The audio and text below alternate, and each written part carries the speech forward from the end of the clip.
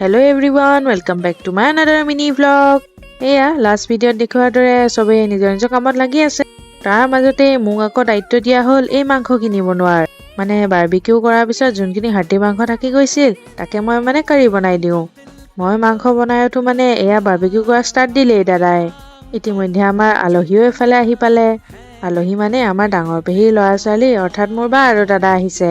মাহীয়ে কিন্তু কিছু কাম কৰিছে দেই। মাংস বনাই উঠিছিলহে আকৌ পিঠা পনা বনোৱাত লাগি গ'ল। আমাৰ আলহী ছেকেণ্ড পাৰ্টিও আহি পালে, মানে আমাৰ বৌহঁত আকৌ। বাৰু আপোনালোকেনো নিউ ইয়াৰ কেনেকৈ চেলিব্ৰেট কৰিছে ক'বলৈ নাপাহৰিব মোক। বাৰবিকিউ বনাই ফাৰ্ষ্ট আয়ুষক টেষ্ট কৰি চাবলৈ দিলোঁ। সি কিন্তু বহুত বেছি ভাল পায় চিকেন বাৰবিকিউ খাই। এইফালে আকৌ দাদা জুই পুৱাই পুৱাই মোবাইলত বিজি হৈ আছে। প্ৰায় 9:30 মানে বাজিবলৈ হ'ল আৰু আমাৰ খানা প্ৰায় ৰেডিয়ে ধুনীয়াকৈ।